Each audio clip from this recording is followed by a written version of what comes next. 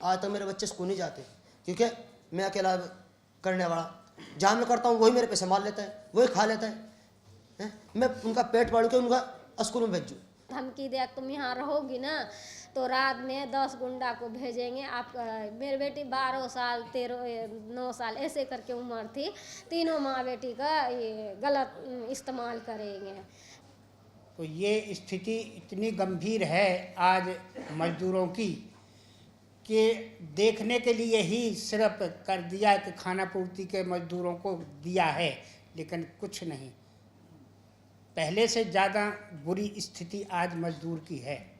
नमस्कार, news link का स्वागत है। मैं हूं मुकुंद और अभी मौजूद है दिल्ली के प्रेस क्लब ऑफ इंडिया पर, जहां पर कई संगठनों ने मिलकर देश भर में जो दास प्रथा या गुलामी प्रथा या बॉन्डेड लेबर जिसे कहा जाता है, उसको लेकर एक प्रेस कॉन्फ्रेंस करी और उन पीड़ितों को भी सामने लाया जिन पीड़ितों को पिछले कुछ सालों के अंदर इस गुलामी या दास प्रथा से मुक्त कराया गया। और उन्होंने एक विस्तृत रिपोर्ट रिलीज़ करी। वो रिपोर्ट हमारे पास है, जिसमें वो डेटा के आधार पर बता रहे हैं कितने मजदूरों को कहाँ से रेस्क्यू किया गया, रेस्क्यू के बाद उनकी क्या स्थिति है, कानूनी गारंटी उनकी क्या थी और आज वो किस हाल में रह रहे हैं। सबसे बड़ा सवाल आज भी है हमारे देश पे, सभ्य समाज पर, सबसे बड़ा कालिक धब्बे की तरह आज़ादी के 75 साल बाद भी हमारे देश में मजदूर गुलाम है और गुलामी की स्थिति में रह रहा है। और इस रिपोर्ट में कई खुलासे चौंकाने वाले हैं, जिसमें कई मजदूरों को तो बिना वेतन ही काम कराया गया, कई मजदूरों को सिर्फ उनके भोजन के कॉस्ट पे काम कराया गया, कईयों को कुछ थोड़ा बहुत पैसा देके, एडवांस देके उनको जीवन भर गुलामी की तरह खटाया गया है। इन सब बातों पर जो मजदूर थे, जो पीड़ित थे, उन्होंने अपनी बात रखी है। उसके अलावा कई सारे एक्सपर्ट भी शामिल है, उन्होंने भी अपनी बात रखी है। तो हमने यहाँ मजदूर जो आए थे उनकी बात सुनी है, सुनिए वो लोग क्या कहते हैं। और जो इनके साथ लगातार काम करते हैं निर्मल गोराना, उनसे भी बातचीत करिए, वो क्या कह रहे हैं इस पूरी स्थिति को लेके, उनसे भी अपनी बात सुनिए। वो लोग, उनका दर्द क्या है और किस हाल में वो लोग रहने को मजबूर है। हरियाणा इसमें हतीन पलवल ज़िले में यहाँ पे काम किया मैंने 9 महीने। यहाँ पे मैं क्या काम करता था, गन्ना छिलाई, और जो मेरा मालिक था उसके जानवरों का, भैंस तो जानते होंगे आप सब लोग, गाय भैंस सबको जानते हो, उनका गोबर उठाना, उनके नीचे झाड़ू लगानी, और सारा जितना बहुत बड़ा घेर था उसका, उसके वहाँ पे सारे में झाड़ू लगानी, गोबर उठाना, गोबर काफ़ी खेत था उसका दूर, वहाँ पे घेर खाना, ये मेरा काम था। वहाँ खाने में क्या देता, इतने चावल 2 रोटी बस मेरे को। मैं वहाँ भी बहुत ज़्यादा परेशान, 9 महीने तक उसने मुझे क्या इतने पैसे दिए, 2000 वहाँ पे, ओनली 2000 शुरू में दे के मुझे लेके गया घर से। कोई नहीं, मैं काम करता, मैंने एक दिन बोला, मैं सर मेरे घर पैसे पहुँचा दो, मुझे दिक्कत आ रही। उसने बोला कोई बात नहीं बेटा, तुम्हारे पैसे तुम्हारे घर पहुँचेंगे, तुम काम करते रहो, कोई दिक्कत नहीं। मुझे प्यार से बताता रहा हूँ कि कोई बात नहीं बेटा, तुम बच्चे आ जाओ, तुम ऐसे आ जाओ, तुम काम करता रहा, मैं करता रहा। उसके बाद काम करते करते मैंने जी बिल्कुल ही पानी सिर से गुजर गया। मैंने फिर उसको बोला, मैं कहा हाथ जुड़वा, मेरा पाँव पकड़ो। उसमें 3 जने थे, वो एक तो सरकारी नौकर था, उनमें फौजी नाम था उसका, उसको गाँव वाले फौजी कहते थे, एक सुनील और एक का नाम जयचंद। ये 3 जने थे जो मेरे, उनके आपस में पार्टनर थे, जिनके मैं वहाँ काम करता था। उन्होंने मेरे मार का, मैं बजा बुझो कर नए साल वाले दिन, नया साल था उस टाइम, मेरे तारीख भी याद है, 1 तारीख थी नया साल, उन्होंने मेरे उससे मार मूर कर मेरी पिटाई करके मैंने वहाँ से भेज दिया।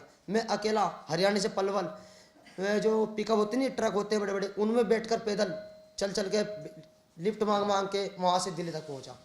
काम की जरूरत सभी को है, सभी चाहते हैं कि 2 रुपये कमा कोई मजदूर, लेकिन मेन कारण यह है कि जैसे कोई आदमी लेके जाता है वहाँ पे, ऐसा वो अपनी बात पे पूरा नहीं, खरा नहीं उतरता वो वहाँ पे। कारण ये होता है सारा मजदूर के पीछे कि जैसे मजदूर के पैसे मालिक की तरफ चढ़ने शुरू होते हैं, तो फिर मालिक लोग परेशान करने लगते हैं मजदूर को कि जब तक इसके पैसे हमारी तरफ रहेंगे तब तक ये कहीं नहीं जाएगा यहाँ से। ये सबसे बड़ा मेन कारण है।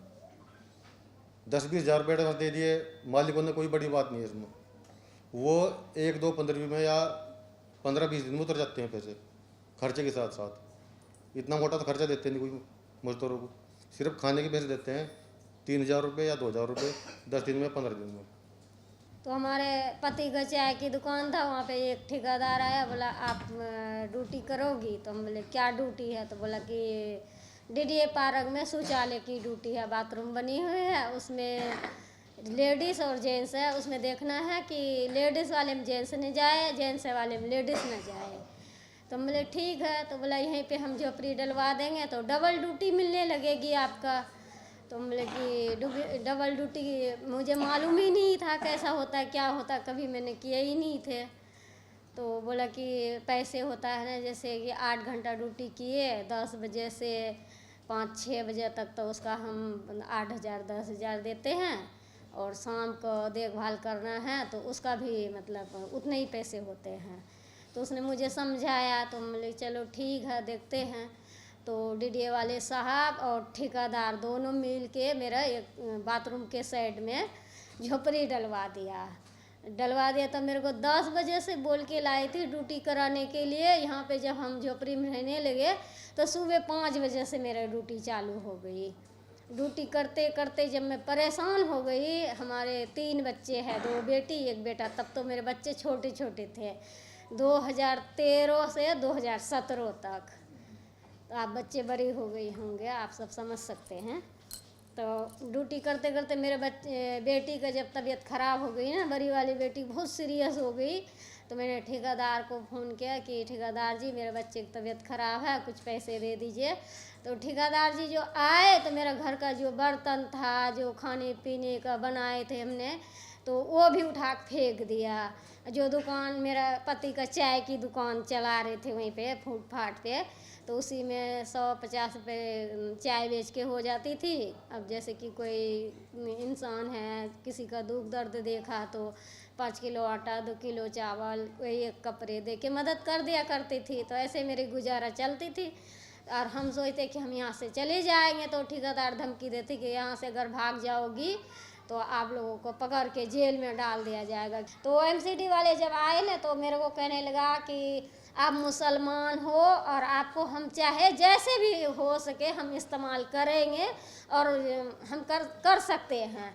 ऐसे बोल के मेरे आदमी को मुझे खूब मारा पीटा। फिर कूड़ा वाले, जिसमें कूड़ा फेंकते हैं ना, वो वाले ट्राली मंगवाए। मेरे जो जुग्गी का सामान था, बनाने खाने का बर्तन, दुकान का, मेरे पति का चाय का ठेली थी वो, यहाँ तक कि नुआ कपड़ा पैसे जो भी था मेरे पास, जेवर गहना सारा। मेरा घर तो वही था ना, जंगल में ही था, पार्क में ही था। तो वो सारा कुछ ट्रक में मेरे को पकड़ के रखी, मेरे नज़रों के सामने सारा कुछ लेके चले गया और धमकी दिया तुम यहाँ रहोगी ना तो रात में 10 गुंडा को भेजेंगे। आप मेरी बेटी 12 साल 9 साल ऐसे करके उम्र थी, तीनों माँ बेटी का ये गलत इस्तेमाल करेंगे। तो हम डर के मारे, मेरे इतने सब कुछ ले गया खुले दिन में 12 बजे, तो कोई कुछ नहीं किया, कोई साथ नहीं दिया। तो रात में तो ये कुछ भी कर सकता है ना हमारे बच्चों के साथ, हमारे साथ। तो ऐसे में जो नीति निर्धारक जो हमारे देश के हैं वो लोग तय करें कि हम बढ़िया पॉलिसी बनाएं जिससे मजदूरों की ये हालत न रहे।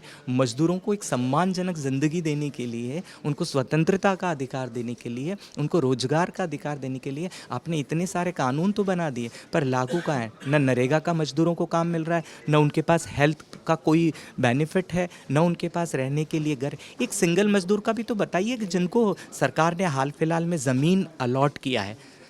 पूरे देश में सबसे बड़ा मुद्दा है ज़मीन का। अगर इन सारे मजदूर, ये लैंडलेस वर्कर हैं, इन सबको ज़मीन ही दे दी जाती, खेती किसानी के मजदूर हैं, अगर इनको ज़मीन दे दी जाती तो आज ये अपनी ज़मीन पे काम करते, इनको किसी का जाके दास नहीं बनना पड़ता, ये खुद अपने श्रम के खुद मालिक होते हैं। तो आज ये महल का जो मालिक है वो फावड़ा लेके खेतों में गुलामी करने जा रहा है। इसका जवाब सरकार को देना चाहिए।